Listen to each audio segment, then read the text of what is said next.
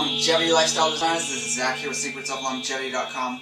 I'm doing a video on hydroponic sprouting, otherwise known as sprouting without soil. Now, I've done a video in the past. It was a three-part series on sprouting in soil, which was buckwheat sprouts, sunflower sprouts, pea shoots, and wheatgrass.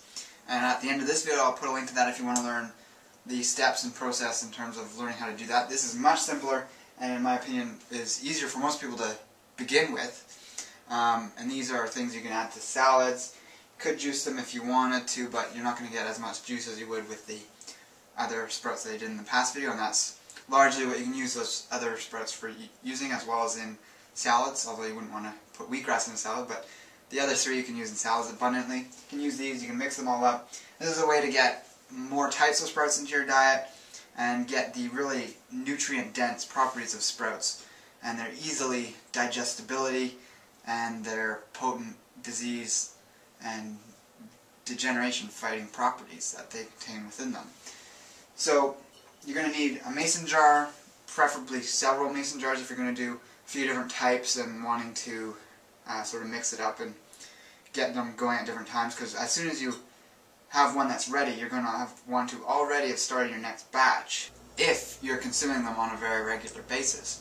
Now, if you're just using a little bit here and there on a sandwich, or a little bit on top of a salad that's mostly something else, you're probably going to go through it very slowly, and then you probably won't need to be too focused on trying to get too many going at once. But if you're wanting to make them like a salad almost entirely made of sprouts, then you're going to be wanting to get multiple mason jars going up at a time. So a lot of people make sprouting much more complicated than it needs to be. If you read some books or some online resources, they're going to tell you different times that the different types of seeds need to be soaked, and this one needs to be rinsed 2 times a day, this one needs to be rinsed 4 times a day, this one 3 times a day. And really it's getting pretty finicky, because out in the wild no plant has the choice as to how long its seed gets soaked for and how long it gets rinsed, or a number of times per day it gets rinsed. A plant has a seed, it drops it off when it rains, then that will wash off the enzyme inhibitors hopefully, and the plant will start to sprout and will come up. So while there are these sort of basic guidelines I'm going to be putting down, you do have to adapt with what works for you, your individual climate in your home, because there's going to be things like humidity, temperature that come into account, which may require you to rinse more often or not as much. I mean, usually you don't want to go less than what I'm saying, because you can end up having mold issues if you're not rinsing your sprouts frequently enough. In fact, it's not really mold, it's more that they just start to go rotten and they'll get all soggy in here. And the other thing with hydroponic sprouting is the mason jar isn't always the ideal way to do it. You can start them in a jar and then transfer them to a more flat surface, and they'll actually get more light exposure. But to keep it simple, I'm going to talk about the mason jar, and at the end I'll talk about other ways that are more advanced to use these types of sprouts. And you can also do them in larger quantities with the later method. So first of all, you've got a jar. You're going to take a measuring spoon, and some people just eyeball it. I find it easier to do a measuring spoon, because depending on the size of your jar, you can figure out exactly how many seeds will fill the whole thing. Because if you start doing more than that, they're going to get really cramped, and they're not going to reach their full length and mature properly if they're crammed into a tight jar, or they'll start to grow through the actual screen that you're going to put over the end of it. If you don't have enough, you're obviously not utilizing the full space of the jar. So with a jar this size, this is about 3 cups, I'd say. With the full-size mason jars that are 1 liter, 4 cups roughly, you can put 2 tablespoons of seeds into it. And we're talking about seeds that we're going to grow to green sprouts. So an example of what those look like are sort of your average sprouts you'd get in a grocery store that look like something you'd put on a salad or sandwich. And as you see here, I forget the mixture of this. This is like alfalfa, broccoli, and actually arugula. And it's very mild. The broccoli can be intense on its own. That's why I always mix it with other types. It tastes like green or lettuce, anything green. It's not too bitter. There are other more intense types of sprouts you can do, like daikon radish, which I never do. I wouldn't eat that all on its own. I'd mix that in with other things, just because they're very spicy and very strong. If that's something you like, go ahead and do that. You could do an entire jar of those and they can also be more expensive. You're looking at like a $9 bag for this size of onion seeds compared to between $3 and $4 for red clover. Let's see exactly how much this was for me. Actually, it doesn't have the price on it anymore. But depending on where you get these are around $3 or $4. At least it is here in Canada. And the more intense, sort of more stronger medicinal type sprouts are going to be closer to 10 per bag. But again, this bag, though it looks small, is going to last you a long time. The more bag you have, of course, they're going to last longer in general, because you're all never sticking to one type. You're mixing them up. You're doing one time, one the next. So you might have a bag for a year even if you've got several of them going. So if I were to just use I'd use a tablespoon and a half for a 3-cup jar. Basically, if you're doing green sprouts, you want to use half a tablespoon per cup that the jar holds. So like I was saying with the full 1-liter mason jar, which is what most people are familiar with. I don't think I have one right here at the moment. Oh, this is one actually. So that size, you can see how much bigger that is to this other one. I'd put 2 tablespoons of seeds that are growing to green, which would become these ones, in the full 4-cup jar. So quickly, before going any further, I meant to describe exactly what I mean by growing to green. There's basically 2 types of sprouts that I'm going to demonstrate, or 2 types of sprouting for hydroponic sprouting. One is when you're growing a sprout, these tiny seeds, which is the arugula or the red clover or the alfalfa or the onion or the daikon radish, broccoli, etc. They take between 7 and 10 days to get to that point of being green, and they need to be exposed for the last 2 to 3 days, or even 3 to 4 days, to UV light. So whether that's indirect sunlight from a window, being by a window, you're probably going to have to rotate the jar so that the whole thing gets in contact with some light over the course of those 3 or 4 days, so that they turn green, you get the chlorophyll at the ends of them. Or you're going to need to have them under a UV lamp. So that's a full spectrum light that provides the UVB spectrum that's going to turn them green. Normal indoor house lights will turn them green to a certain extent, but they're not getting the full power and punch that they can have when they're actually exposed to full spectrum light, whether it's from indirect sunlight from the window or it's under full spectrum lighting. So the same procedure is followed for all of these seeds that you're growing to become green, and any seeds that you're doing to just have sort of like a bean sprout or a grain sprout, you're only going to do for 2 to 3 days. So there's a big difference in time, and you can always grow other types of sprouts for longer. The taste will change, the properties will change, but basically if you're sprouting beans or grains, specifically you want to make like a sprouted grain bread with, you want to sprout some wheat berries, you do the same procedure I'm going to tell you about for the beans. This here is buckwheat, and the same thing. It's actually maybe even slightly less because it can get kind of soggy and not so great if you do it too long. But roughly it's 2 to 3 days for the beans, 7 to 10 or 7 to 9 days for sprouts you're going to turn green. Some people do eat the green sprout before they turn green, which I think is kind of useless. If you just wait another couple days, they're going to get longer and they're going to be more green, and you're going to get more out of it than if you were to eat them prematurely. So another way to actually do them, which some people are familiar with, is by using a sprouting bag, a.k.a. a nut milk bag, or even a paint strainer. I'd be careful with paint strainers because sometimes they have plastics in them that can leach off into the food that's going through them, especially if you're making a nut milk and it's hot. You could be getting plastics through.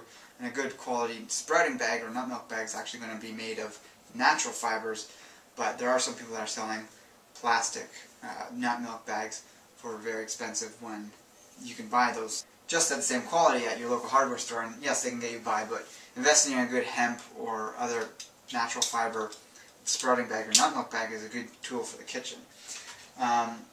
So yeah, we got our jar here. We're going to add, got arugula here, so we're going to add 2 teaspoons of that.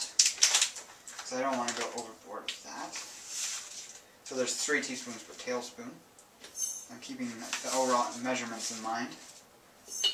And actually, arugula has a bit of a, almost like chia seed or flaxseed. It's got that mucilaginous quality to it that will sort of gel.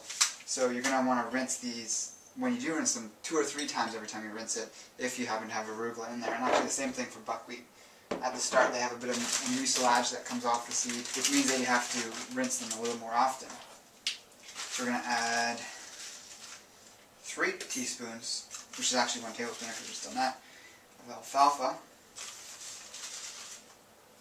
And then finally just half a teaspoon of daikon radish. Now that's not much at all, you could usually use a little more, but that rounds out off the tablespoon and a half total that we want. And the next step is the easiest. You just want to put it with a bunch of water in there. With these seeds it's not so important. You just fill a bunch of it with water and it's going to be fine. With the, I'll show next when I do either of these, you're going to want to have roughly 3 parts water to 1 part of the bean or grain that you're soaking, because they will swell up quite a bit and absorb a lot of that water, and you don't want the level of the water to be lower than the seeds, otherwise they're not getting their full rinsing effect. But with these seeds it's very easy to cover them because it's like that much at the bottom of the jar. You just fill it with water, make sure they're not stuck to the side, break up any clumps perhaps if that's going on. And you're going to want to leave this for 8 hours at least. Basically, you just do this in the evening and you leave it overnight and then drain it the next day. So, but before I leave it, I mean you don't have to do this at this point, but before you drain it you're going to want to put something over it that acts as like a sieve to catch the seeds but will let the water flow through. So this is some cheesecloth that I've put over. Cheesecloth isn't actually the best thing for this because the seeds will get caught in here to a certain extent, and some, if there's any gaps, will flow through when I drain it tomorrow. However, it's the best thing we have right now. I'll lose a few little bits of seeds here and there, but overall, once they start growing their tail, they're not going to be slipping through the holes because they'll be too big. The absolute best thing, which I've used in the past but have ran out of, and I've yet to find another one secondhand, is you can get an old wedding veil and you cut little squares out and you just put them over the jar, attach an elastic band, and the wedding veil is so fine that it will prevent the seeds from going through. The cheesecloth is great. I mean, you're losing a few seeds, it's not going to make any difference. And of course when you put that over the beans and grains, they're much too big to go through, so it works great that way. And also the cheesecloth is cheap. You can get it easily at a hardware store or the pharmacy. It looks like this, rolled up in a little package. You could probably think of other things you can use. Another thing I use for the larger sprouts, and you could use this for the grains as well, but it's definitely too big for these seeds. You'd have way more falling through. As I bought an old, or not an old, it was brand new, the screening to replace on a screen door on a roll. It's like maybe $10, and this will last me probably years because I don't use it that much. But I cut out squares for my larger bins when I do my soil sprouts, when I'm rinsing the seeds like sunflower seeds, pea shoots, the seeds for the peas. They're so large they obviously don't fit through here, so it's great for that if you want a tip for getting something to work with that. But yeah, the cheesecloth works well enough for the tiny seed sprouts that you're going to be sprouting to have turn green eventually, like I already mentioned. And yeah, so you're going to leave this out for 8 hours at least. Don't want to leave them too long either because they're going to start to get soggy and they'll go bad eventually and they won't sprout. But basically the next day you drain this, and I'm going to show you what that'll look like once it's drained. So once it's drained, it'll be a bit like moist like that, and you're going to need to leave it on its side for a bit to have any extra moisture drain out, unless you're willing to really stand by the sink and have it on its edge and really sort of shake out every last drop of water so it stops dripping. Because any excess water in there that has any seeds submerged, those seeds will go bad and they'll start to mold or just go rotten. And actually before you put this to drain, you're going to want to rinse it 2 or 3 times, just the first time, because, well, one, there's the mucilaginous quality of the arugula, and this is actually already in a clump you can see, whereas other types of seeds won't quite form this big ball. But regardless of the arugula, any type of seed that you're sprouting in here, you're going to want to rinse several times because that makes sure all the enzyme inhibitors are off completely, and so that they can begin germinating or sprouting. And so say I had already rinsed this 2 or 3 times, I'd put it somewhere on an angle if I was in a rush and I didn't want to stand by the sink making sure all these drops are out. Because you just want all the seeds to be damp. You don't want them to be submerged in here, so you don't want to leave it like that with water at the bottom. You don't want to leave it on its side with water at the bottom. It needs to be either upside down like that, which is alright, but the ideal is actually on a 45-degree angle, because the angle of the jar for some reason helps run water down and out, whereas sometimes like this, water will kind of collect and pool around the seed still.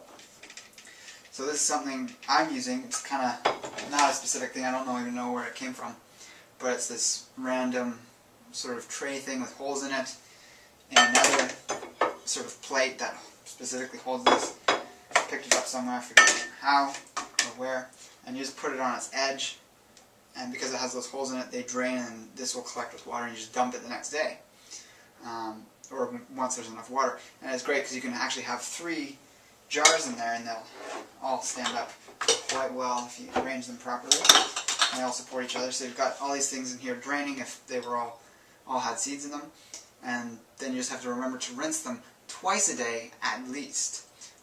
Basically, the time to do it is once in the morning, once in the evening when you wake up, and before you go to bed.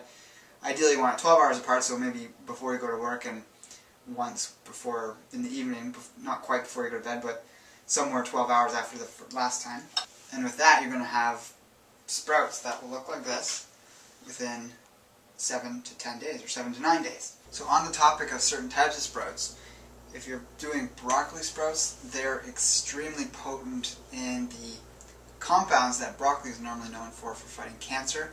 So broccoli sprouts, again, they're about 10 times to 30 times more nutrient dense, depending on obviously the soil quality of the plant that's originally grown in. But in general, that 10 to 30 times more nutrient dense range is accurate, and we're talking about the cancer fighting properties are 10 to 30 times more concentrated as well. Plus, sprouts are so convenient and optimal in terms of their pricing that broccoli sprouts are a must-use by anyone suffering from any type of tumor or cancerous growth in their body. All sprouts have anti-cancerous properties and anti-cancerous type of phytochemicals in them. So, getting a whole abundance of these into your diet was great, but particularly the broccoli sprouts are one honorable mention. Some people have concerns about alfalfa and toxicity. That all gets traced back to one study that was done on rats, where they fed them obscene amounts of alfalfa seeds, raw, unsprouted. So consuming alfalfa in the sprouted form or in the full grown form is fine to do. It's fine to do even every day for a long period of time. If you start to feel like it's not working for you, take a break from it. These aren't extremely potent, medicinal herbs, so they can be used like food. And just want to dispel any myths and fears around, alfalfa or these other things that sometimes are maligned. Red clover is the one I'd be slightly cautious about. It is more phytoestrogenic than the other types of sprouts. Most greens are very androgenic in the sense that they promote, healthy testosterone levels and keeping estrogen levels in check, and they're not going to be sort of running that problem. But red clover is known as a potent phytoestrogen. Cows that consume too much red clover out in the field, that a farmer knows this, that they can have lower rates of fertility, even lead to infertility with very large consumption of it. So I'm not saying don't consume it. It obviously has its own unique anti-cancer properties and other benefits, but you wouldn't want to just be doing red clover because it has a very nice taste actually. So you wouldn't want to just be doing red clover sprouts all the time. But a little bit, even daily, is fine, just in a moderate amount. And mixing it in with other ones is great too. The onion, which is very strongly androgenic, is a good idea. So that idea I had that I was going to share with doing these in a more optimal way than just in the jar is once you've sprouted them, either in a jar or any other means you have. Jar is obviously ideal for sprouting them that first little bit. You've gotten them maybe this long, and they look white because they haven't started to develop the parts of themselves that will get exposed to the UV radiation and turn green and develop the chlorophyll. So they're still white. Either you have them in a sprouting bag or in a jar. You're going to dump it out and lay it out flat, sort of spread it flat onto a screen like this. So they're so large now that they're not going to fall through a window screen, but you're going to cut a rectangle of this, or a square, the size of a tray.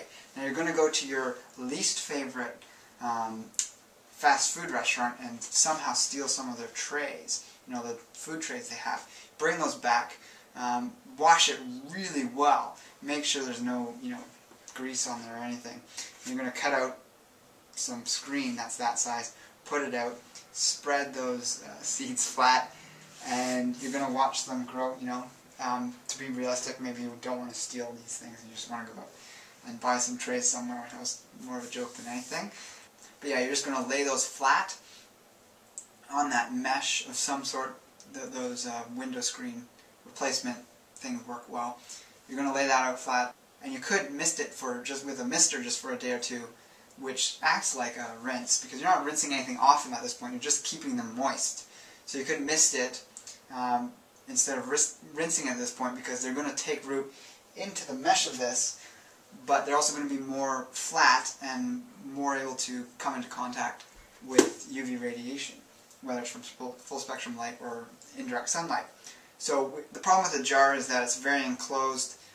It's very easy for them to go rotten, and you're going to have to almost throw out the whole thing. You might be able to salvage some from the top that haven't gone bad. But some sprouts, if you miss even one day, if you're doing a double rinse per day, if you miss one of those, some types will go bad very quick. And by doing them out flat, they can survive much better, but you're probably going to have to mist them 3 times a day, especially if you live in a dry environment. The other thing is that throughout the center of this jar, you're going to have sprouts that aren't going to get any light. So if you were to pull all this out and to sort of pull the sprouts apart, you're going to see a lot of them that are white or even yellowish because they're not getting the chlorophyll. So by laying it out flat, you optimize the exposure to the light, and that's a great thing to do. So that's just another technique you might want to look into doing, perhaps when you're more advanced. I've done the jar for a little while, or the sprouting bag. The other thing is the sprouting bag, they don't get much light through that, so you're going to have to transfer them at some point so that they get more light exposure if you want them to be very green like this. The procedure for the beans and grains is the exact same, except that you're only going to do it for 2 or 3 days, or until you have the desired length of the shoot coming out of it. This is buckwheat. I'll pull some out in a sec to show you. So I've just filled this back up with water because I'm going to rinse these tomorrow morning. And for the beans and grains, I'll show you the buckwheat here. Buckwheat is a little triangular. It's considered a grain in terms of its palatability, and in culinary practices it's called a grain. But botanically it's actually a fruit, which is bizarre because most people don't think of fruits as sprouting. But if you think of an apple, it has seeds in the middle. Or perhaps a peach is a better idea. So you have a peach that has the pit at the center.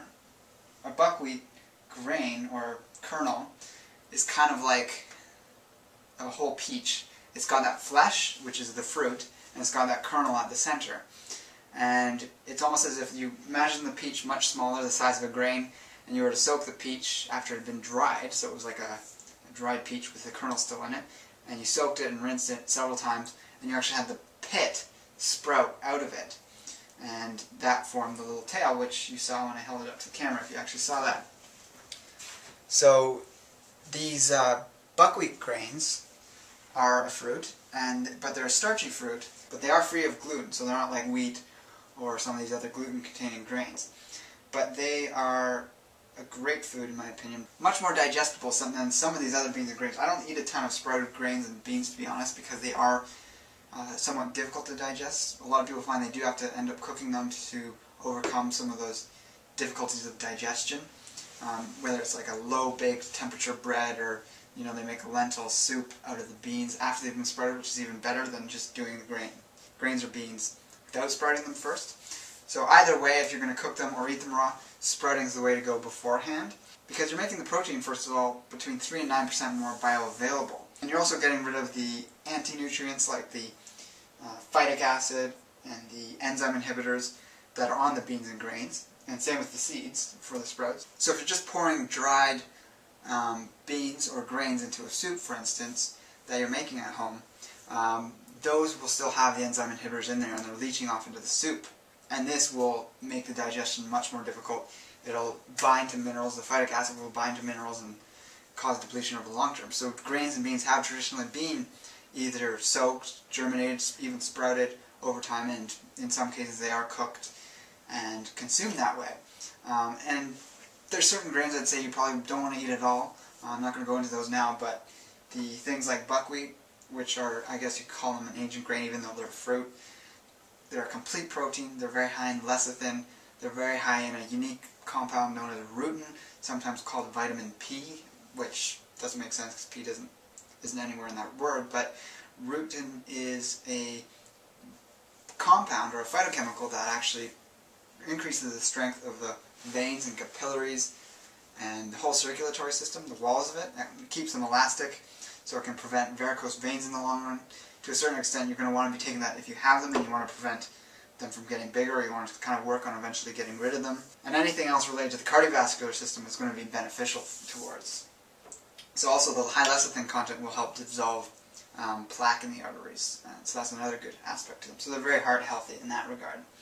I like buckwheat sprouts on salads, whether they're the long buckwheat leaves or buckwheat lettuce, which you can grow in soil, but you need them with the hulls on to grow them in soil up to the stage where they go green and they're about this tall. And you grow them in soil like I do at the video I'll post at the end. But if you want to do them in a jar and just have them like the grain, you do them with the hulls off. And you get those organic buckwheat groats at most health food stores, and if you have a bulk bin or at a grocery store, like Whole Foods or something. And then in here, which is the green and red sort of medley, which would be great for Christmas perhaps, if you're making a salad or something like that. It's mung beans and adzuki beans. Again, they just follow the same procedure that I already demonstrated. You're going to soak them for that period of time, and then you're going to rinse them twice a day minimum. You can do them 3 times a day, which is, I guess, the best, but it's a little inconvenient for most people. And then they'll be ready after about 2 to 3 days, depending on where you live and how cold it is or how warm it is. So up close you can see that the mung beans have a little tail that looks kind of cute, I guess. They look great in salad and they can taste good. The adzuki is a little bland. The mung have a little bit of a sweet taste to them. And a lot of kids actually end up liking the mung beans, and that's a great thing to do. So the time you'd want to be consuming a lot of these, or making them a staple in your diet, in my opinion, is if you're suffering from something where you need to go on a completely no-sugar diet and you're still wanting to maintain a high percentage of your food as raw. You're going to want to be getting a lot of calories from sprouted grains and beans, or supplementing a certain amount of calories, so that you're not having to do like 90% of your calories from fat and like 10% from greens. Still could be eating 50-50 fats-based things like nuts and seeds, and 50% in volume greens. However, the actual amount of calories you're getting from either is going to be mostly the fat and a little bit of protein because greens are not that high in calories in terms of volume. So bringing in that would be a way to counteract the need for fruit if you're needing to do that. In my opinion, it is better to consume some fruit if you're healthy and not use many beans or grains at all, or even any, if that's something that just does not work for you at all. But most people don't do that great with beans and grains anyways, because they're such a new food to the human civilization. They've only been around since agriculture began. But the sprouts of these types are fantastic, and some people might say they have problems digesting them or something. However, I'd really need to see more proof of that. They probably just can't handle any greens whatsoever, in which case they might have a hydrochloric acid issue, or they're not chewing their food properly, or whatever's going on, might not have enough beneficial gut flora. But greens are fantastic. They're the food that everyone needs to get more of, in my opinion. And sprouts, on average, are 10 to 30 times more nutrient dense than your average vegetable of the same type. So, for instance, if we had a sunflower green, which looks like this, you're going to have, by weight or by volume, 30 times more nutrients, proteins, amino acids, glucose, minerals, vitamins, phytochemicals.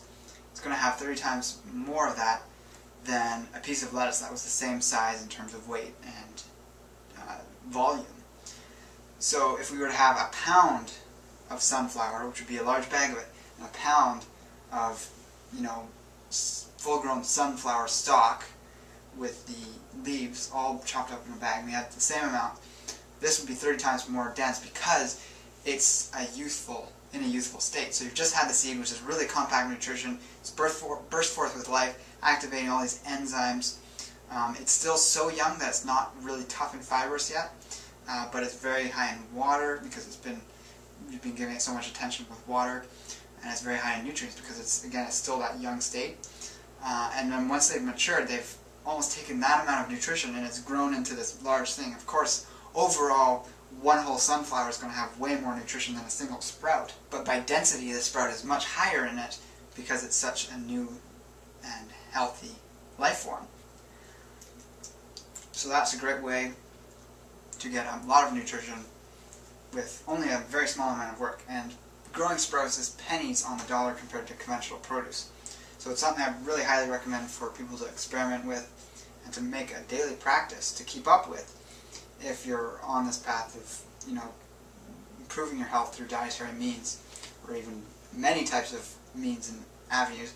But dietarily, this is a great thing to add in because of the fact that they're so nutrient dense, and they can save you money so that you can spend that money elsewhere, or perhaps you're in a situation where you are a bit short financially and you're working on your financial abundance at this time. But like I said, they're easy to grow, they take very little work, and they're tasty. You can add them into things very easily. One thing I forgot to mention about the buckwheat is that first time, once you've soaked them, so you say you had a third of this full and you fill the rest with water, you would drain it with the cloth over the top or some sort of filtering material, and you drain it, and you're going to notice it's very goopy. It's extremely mucilaginous, like I was saying about the chia seed or flaxseed or arugula, which is in here.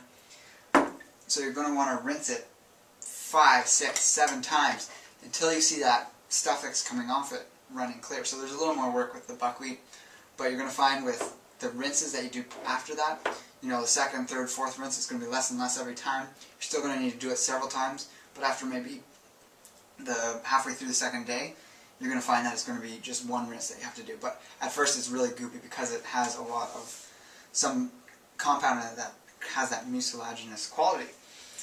So whenever you encounter a bean or grain that has, or seed that has that mucilaginous quality, you're going to have to rinse it several times to have it sprout optimally without it becoming burdened by that sort of goopiness. So I'm going to post that video here if you want to check it out. Also, I've got links below if you want to get some sprouting material. A lot of this stuff you can find at your hardware store. However, things like automatic sprouters are maybe essential for some people that are just so busy that they don't have time to, just do a few little rinses here and there twice a day. I've never used one of those, but they can be beneficial. There's also on the link below you can find books, other information about sprouting charts, a lot of useful stuff. Some of the best books are by Steve Merowitz, the Sprout Man, and you can find them at that link below as well. And with that, I'm going to say take care and embrace life without limits.